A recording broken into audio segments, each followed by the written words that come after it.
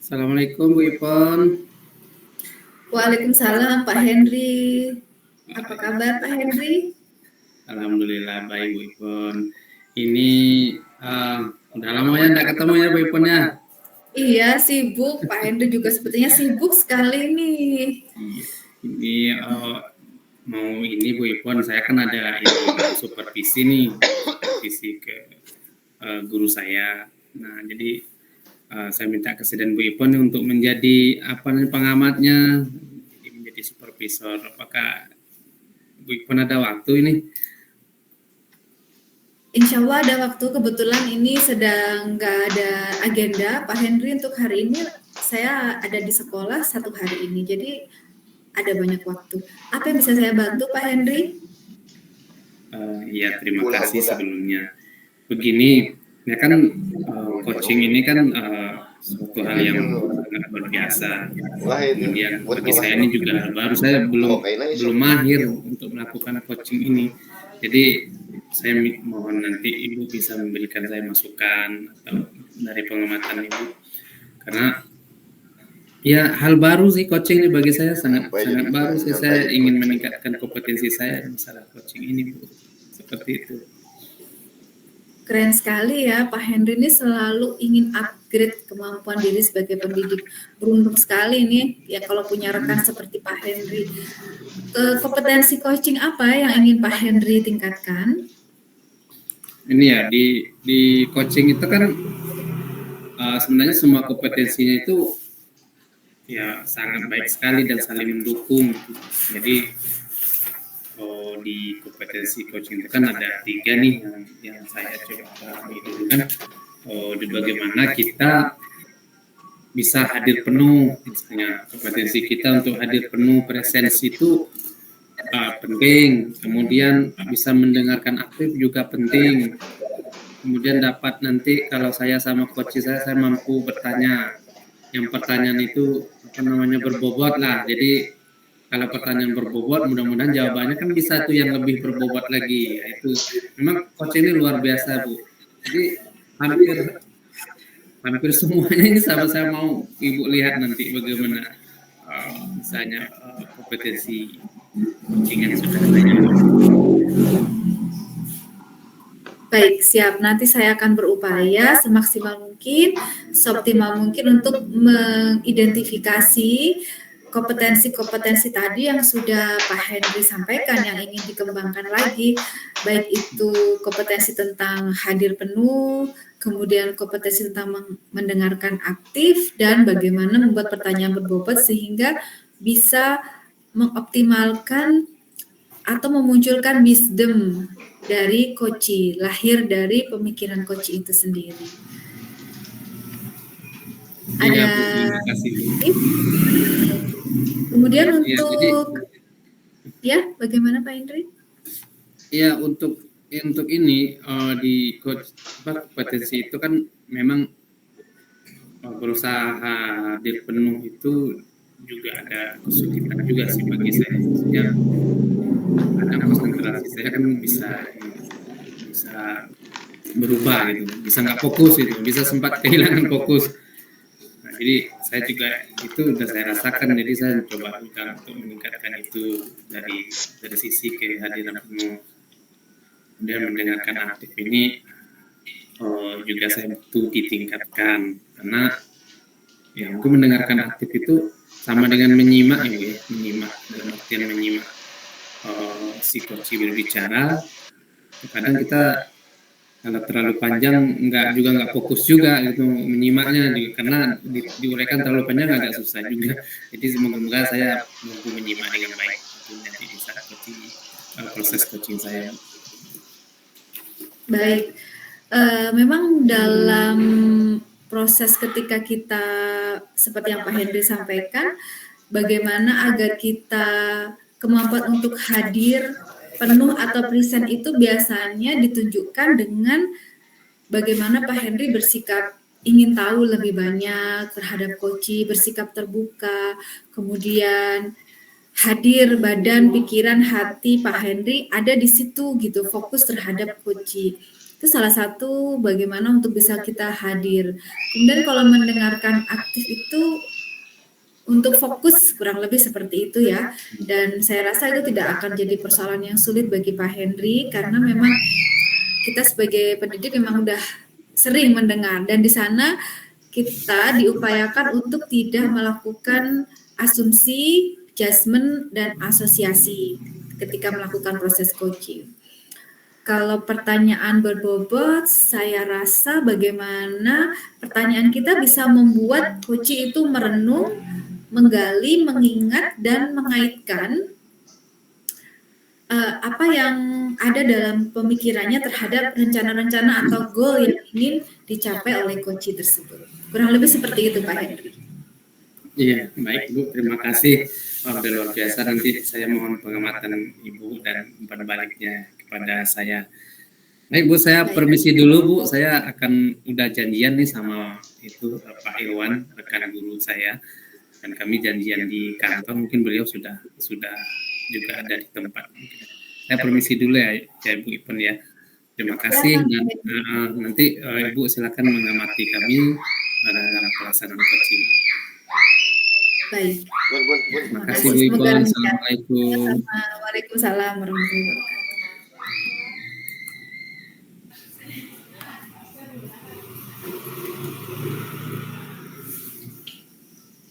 Assalamualaikum Pak Irwan. Waalaikumsalam Pak Henry. Iya, sudah lama menunggunya Pak Irwan. Oh enggak kok, baru aja Pak Henry juga. Iya, sesuai janji malamnya saya terlambat 2 menit lah. Terlambat 2 menit. Ya nanti ya apa yang bisa saya bantu ini Pak Irwan? Kita mau membicarakan apa ini pada kesempatan ini. Jadi gini Pak Henry, saya ini sebenarnya pengen meningkatkan kompetensi kemampuan diri saya lah dalam hal mengelola kelas terkait bagaimana metode pembelajaran di kelas sehingga anak itu menjadi senang, tertarik dalam proses pembelajaran di kelas. Oh baik, berarti kita beberapa menit ke depan lebih kurang 30 menit ini kita membicarakan fokus kali ini ya Pak Irwan ya.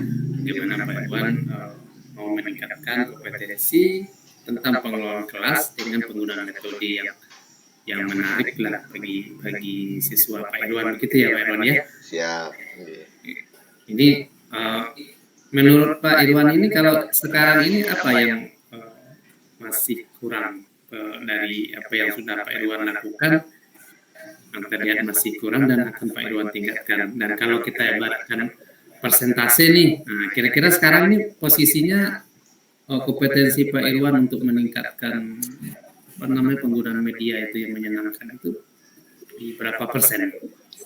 Jadi hal ini sebenarnya sudah saya amati cukup lama. Jadi khususnya 1 tahun terakhir inilah terkait pasca pandemi kemarin, saya lihat motivasi anak dalam proses belajar ini menurun drastis dari sebelum pasca pandemi kemarin. Jadi selama 1 tahun terakhir ini setelah kita kembali new normal, jadi motivasi anak dalam belajar itu saya rasa agak menurun dibanding dulunya, atau mungkin ini hanya anggapan saya. Yang jelas menurut saya motivasi anak dalam hal belajar khususnya kalau saya ambil skala 1 sampai 10 itu ya di bawah 4 gitu motivasi siswa dalam hal belajar ini.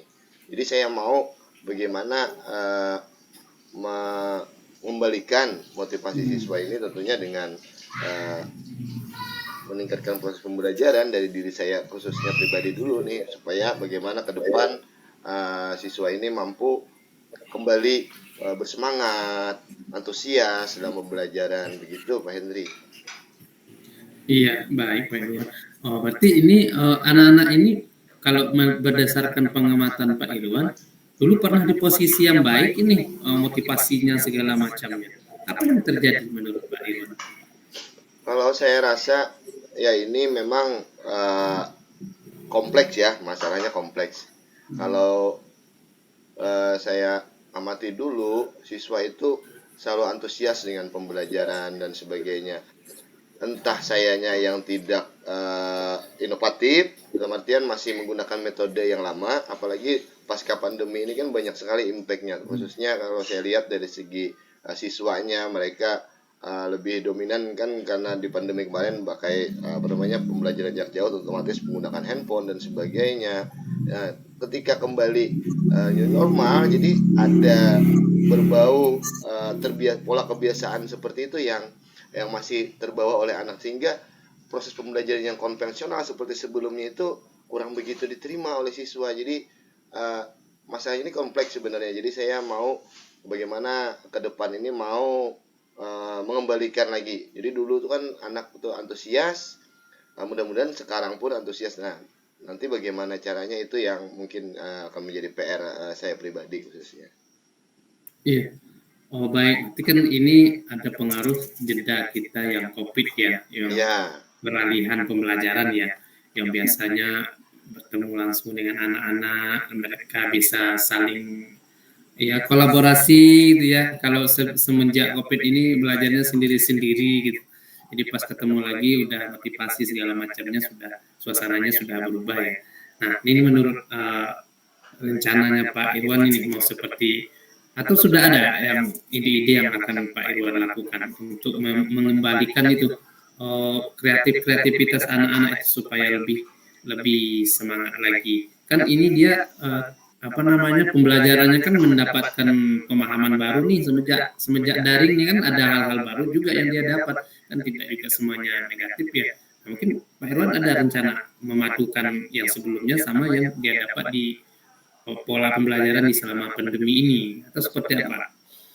sebenarnya beberapa sudah saya coba beberapa metode gitu kan, termasuk menggunakan bahan ajar berdasar dari bermacam-macam sumber dari YouTube dan sebagainya. Tapi impactnya juga tidak terlalu berasa bagi anak didik, bagi siswa ini. Kemudian saya coba menggunakan uh, perangkat pembelajaran yang berbasis misalnya bisa diakses oleh siswa menggunakan classroom dan sebagainya juga tidak terlalu berdampak, apalagi sekarang ini kan uh, mindset pola siswa ini juga seiring perkembangan teknologi ini ya, khususnya kalau saya mengajar di kelas, apalagi kalau saya kan mengampu bidang olahraga gitu kan, ya jadi tidak terlalu relevan, jadi dampaknya itu tidak terlalu berasa. Memang ke depan saya ada beberapa metode lagi yang mungkin saya mau coba, apakah itu nanti mungkin bisa sedikit banyaknya bisa mengembalikan motivasi, interest, kesenangan anak lagi untuk kembali antusias dalam proses pembelajaran gitu, Pak Hendri. Iya. Oh baik. Jadi Pak Irwan sebenarnya sudah berusaha ya sebelumnya mungkin menggunakan bahan ajar dengan YouTube atau dengan media-media lain.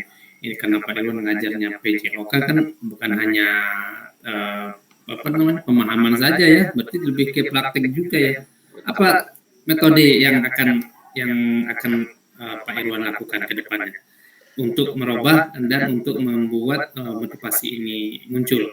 Apa yang kira-kira yang akan bisa dilakukan?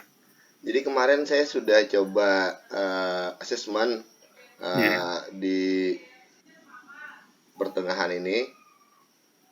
Terakhir saya asesmen itu terkait apa yang disenangi siswa, apa kebiasaan siswa dan sebagainya.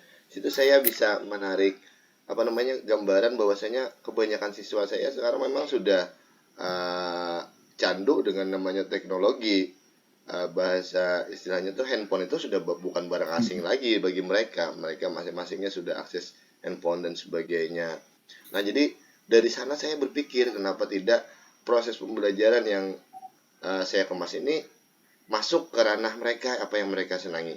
Kemudian saya asesmen lagi terkait handphone itu digunakan buat apa aja sih?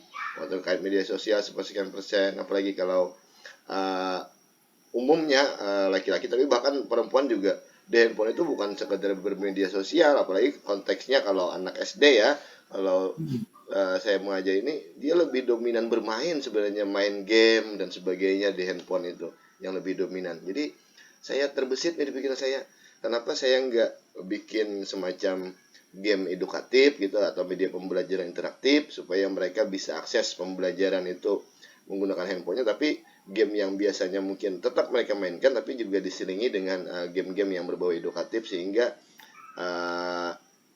timbul rasa ketertarikan, rasa pengen tahu, sehingga di proses pembelajaran mereka jadi antusias.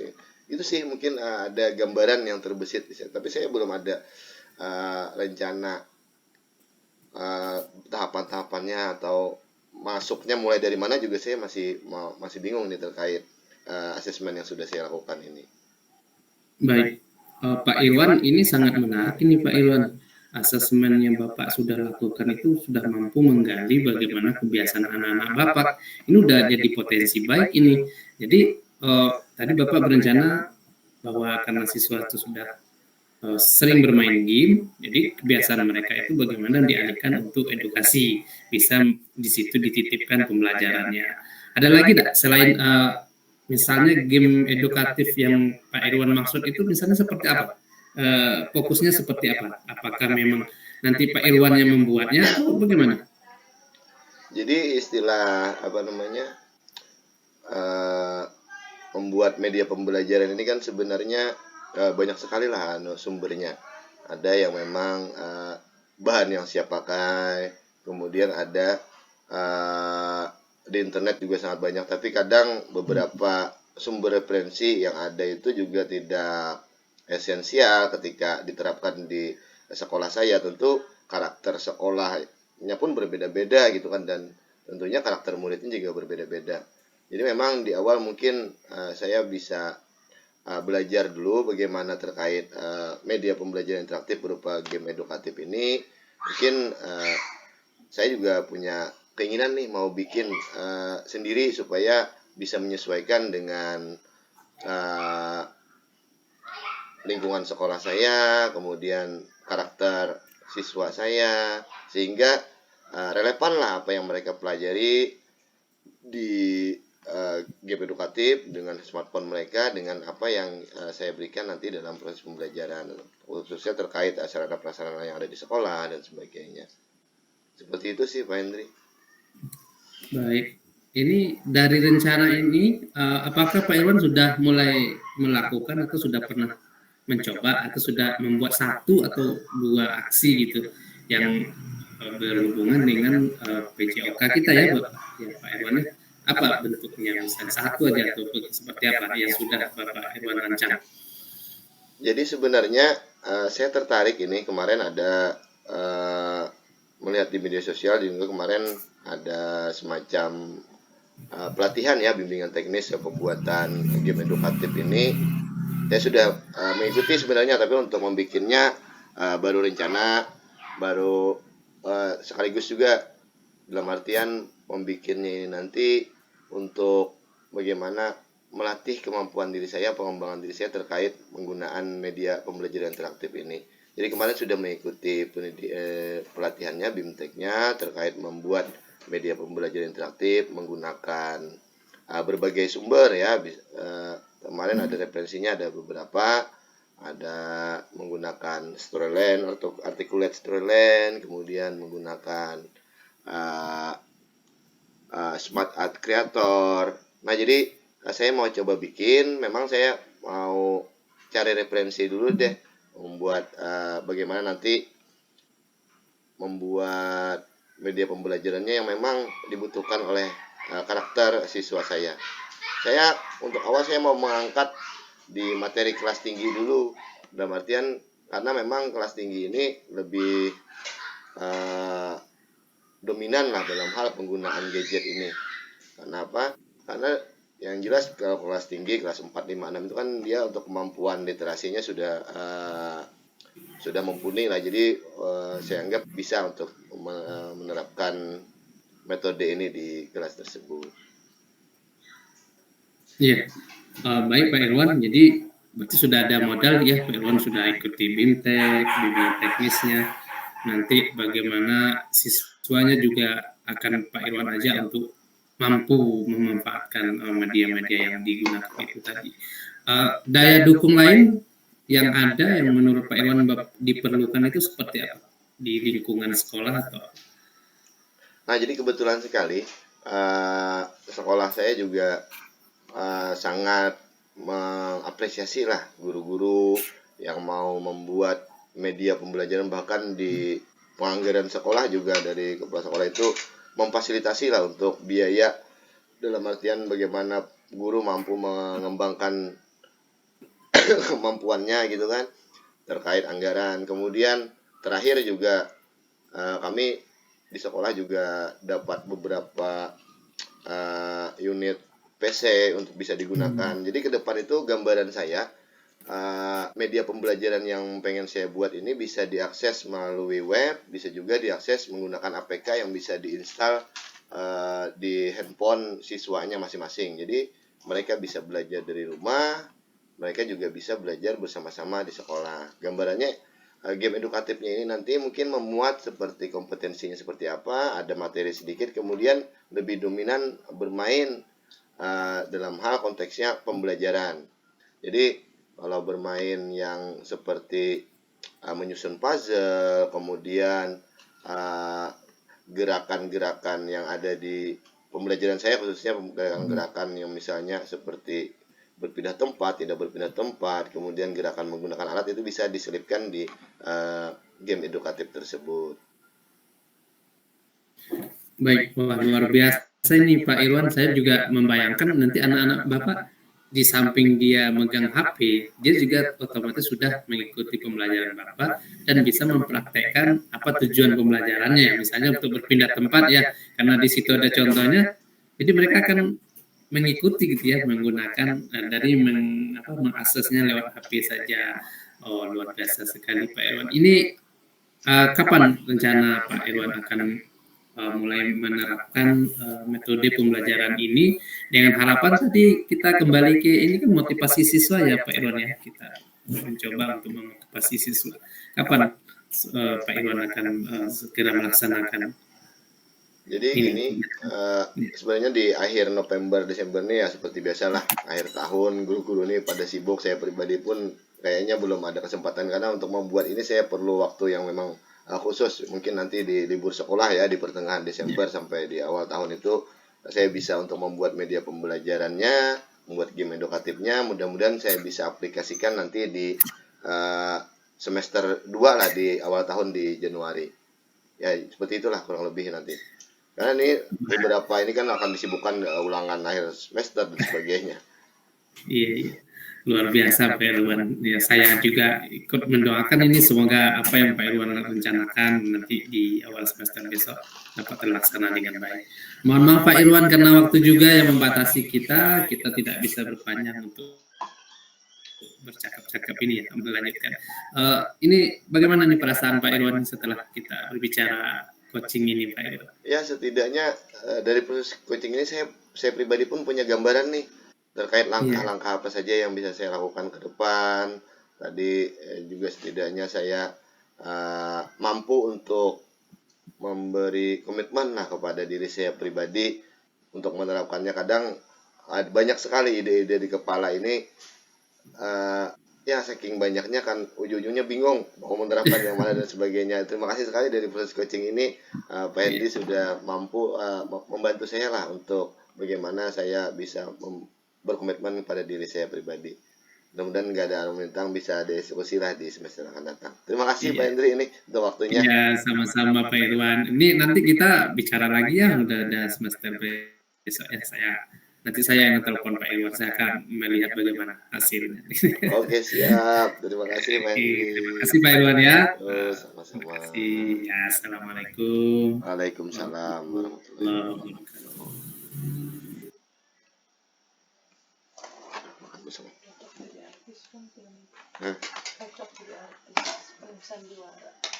Hidup sandiwara.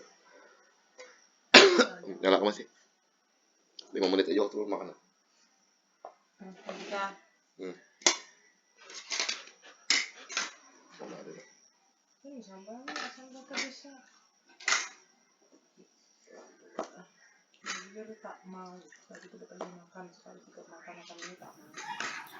Assalamualaikum Bu Ipon.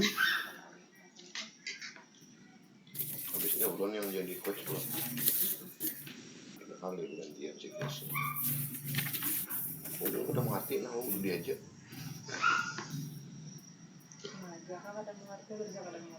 Adanya pemahaman gue lain pemahaman gue biar aja. Yang penting ada videonya di gue. Kalinya bujur pemahaman gue nya gue ngerti baca. Kalau pelajari sama Bu Ipon. Assalamualaikum Bu Ipon. Mic-nya belum menyala Bu Ipon. Assalamualaikum tahu seorang. Masih mute Bu. Hah? Ya langsung. Nah, Waalaikumsalam Pak Henry.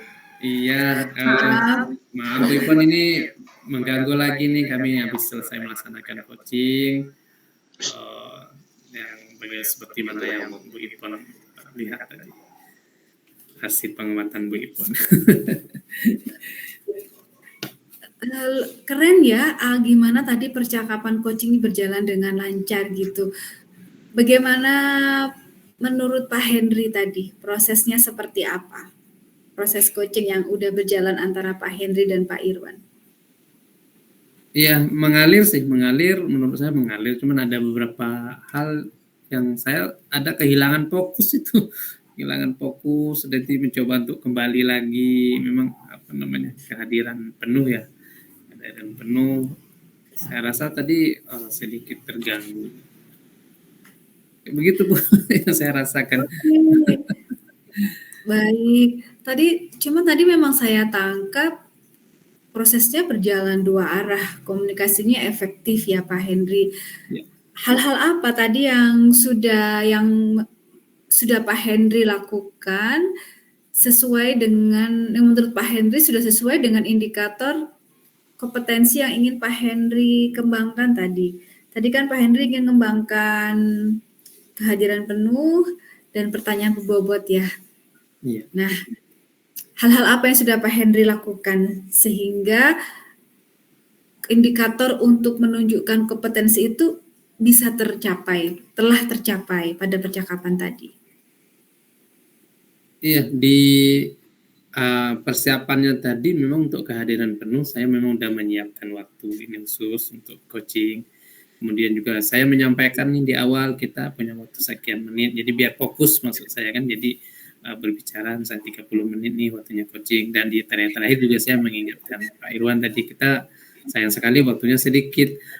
Betul itu, saya mencoba hadir penuh memang khusus spesial lah gitu. Spesial saya waktunya memang untuk berbicara tentang coaching karena sudah berjanji juga sebelumnya kan. Nah di saat pembicaraan itu yang ada beberapa tempat yang saya kehilangan fokus ya. Kehilangan fokus itu ya saya mencoba menggali apa yang disampaikan oleh coach saya tadi. Jadi setelah saya coba gali, ada beberapa hal yang saya coba hubungkan. Nah, mungkin fokus saya itu untuk menghubungkan antara temuan awalnya motivasi sama media pembelajaran sama kompetensi gurunya gitu. Jadi ada 3 di situ. Saya ini kan tadi seperti itu tadi Bu. Oke, tadi berdasarkan ya pengamatan yang saya coba lakukan ya, Pak Henry dan Pak Irwan tadi sebagai coach, Pak Henry intonasinya yang udah digunakan itu bagus, tidak terburu-buru, jadi bisa membuat suasana itu tenang begitu. Jadi coach tadi saya lihat bisa mengekspresikan banyak sekali ide-ide yang coach miliki, dan memang pada dasarnya memang coach itu tidak banyak berbicara karena tidak mengajari. Posisi Pak Henry tadi sudah jelas, Pak Henry telah membantu memfasilitasi ide-ide sehingga apa yang coach tadi Pak Irwan pikirkan itu bisa tersampaikan begitu. Dan Pak Henry di sana saya temukan tidak ada melakukan asosiasi, tidak mengaitkan dengan pengalaman pribadi, tidak ada penghakiman, dan justru wisdom yang keluar itu dari Pak Irwan, jadi bukan dari Pak Henry. Kalau dari kompetensi itu saya lihat berjalan dengan baik gitu Pak Henry. Alur tirtanya tadi alhamdulillah lancar, tujuan sudah Pak Henry sampaikan, identifikasi, kemudian rencana aksi termasuk juga tanggung jawabnya kapan akan dilaksanakan dan sebagainya. Lalu menurut Pak Henry dari semua kegiatan tadi, adakah hal-hal yang ingin Pak Henry lebih tingkatkan lagi ketika ada kompetensi, ada momen kesempatan untuk melakukan coaching? Ya, terima kasih sebelumnya Bu Ipon sudah melakukan pengamatan dengan baik. Ini sebenarnya bersabar, ini saya mencoba bagaimana supaya saya tidak memberikan masukan atau mengarahkan. Jadi memang itu alhamdulillah tercapai dari sisi pengamatannya Bu Ipon. Ada satu sih Bu, bagian yang saya masih merasa apakah itu benar pertanyaan berbobot. Tadi dari awal tadi saat saya coaching tadi, saya selalu mencatat. Jadi mencoba berusaha mencatat kata-kata kunci yang menurut saya itu adalah kata kuncinya. Tapi kadang kata kunci itu juga sering berulang-ulang gitu. Jadi yang mana yang harus saya hubungkan? Kadang sambil apakah dibolehkan misalnya saat kita coaching kita mencatat gitu kan? Itu salah satu pertanyaan saya juga. Kalau kita melihat berbicara memang posisinya berhadapan langsung kan kita nggak sempat untuk menulis tuh berhadapan kan, bagaimana memang ketelitian kita lah untuk melihat. Nah itu sih masih saya perlu tingkatkan untuk mencari. Ya, betul. Jadi bagaimana kita bisa mengingat begitu ya Pak Henry ya. Kalaupun bisa mencatat mungkin satu kata, dua kata, karena kan kita nggak mungkin mencatat banyak, nanti fokusnya terpecah. Tadi Pak Henry tadi udah untuk tentang pertanyaan berbobot tadi, pertanyaan yang dibuat semua udah sifatnya terbuka, saya catat tadi ya. Tidak ada Pak Henry menggunakan kata mengapa dan kenapa. Rata-rata tadi adalah bagaimana, apakah, kemudian adakah. Nah, itu adalah sudah bentuk-bentuk pertanyaan terbuka yang menstimulus coach untuk bisa menggali potensi atau ide-ide dari coach itu sendiri. Semangat ya Pak Henry, luar biasa tadi untuk coachingnya. Iya, terima kasih Bu Ipon sudah melakukan pengamatan. Sebenarnya coaching ini di samping baru tadi saya sampaikan memang luar biasa dalam penerapannya itu. Ya untungnya tidak melebar ya apa permasalahan disampaikan oleh coach tadi bisa saya fokuskan. Kalau sempat atau terlalu banyak itu kan memang kesulitan juga kita, jadi mencatat semua hal yang semuanya adalah penting kan bagi coach kita kan, setiap yang dia sampaikan kan itu penting semua karena itu adalah ide yang coba untuk digambarkan. Iya tadi dari hasil pengamatan Ibu mengatakan jalur ceritanya berjalan dengan baik, ya saya merasa senang sekali dan mudah-mudahan itu bisa saya tingkatkan lagi di kesempatan berikutnya apabila ada kesempatan untuk coaching lagi. Itu bersama Pak Irwan kami juga sudah mencoba untuk melakukan ini lagi Bu. Beliau yang meminta nanti beberapa bulan kemudian mau ketemu lagi gitu, jadi kita mau melakukan refleksinya gitu kan, seperti apa, menggali lagi mungkin ada tantangan atau bahkan ada hal baru lagi gitu, atau masalah baru lagi yang muncul gitu. Semoga aja yang ini selesai, nanti besok Pak Irwan bisa beraktivitas dengan siswa-siswa beliau tuh akan termotivasi lagi belajarnya. Betul sekali. Jadi ada tindak lanjut ya Pak Henry dari percakapan coaching ini, tidak berhenti sampai di sini. Bagaimana perasaan Pak Henry? Ya, alhamdulillah senang perasaannya karena saya merasa coaching ini bisa nggak ya, benar nggak ya gitu. Jadi selama ini kita melakukan coaching itu kan apalagi ini diamati oleh Ibu Ipon yang sudah punya pengalaman. Jadi saya merasa senang dan apa yang Ibu Ipon amati itu ada benarnya. Jadi itulah yang akan menjadi evaluasi saya. Jadi apa yang kurang, apa yang sudah baik itu dipertahankan dan ditingkatkan. Kemudian apa yang belum tergambar, yang belum terlihat, mungkin ke depan akan saya pelajari lagi. Mungkin saya merasa senang sekali, Bu Ipon. Terima kasih sudah melakukan pengamatan, melakukan pengamatan ya dengan proses coaching saya ini. Baik. Apakah ada yang mau disampaikan? Jika Ya, dari proses coaching ini, dari proses alur kita ini, saya mendapatkan beberapa hal. Pertama, saya mendapatkan bahwa ternyata alur tirta itu tidak susah. Artinya memang kadang-kadang berulang-ulang.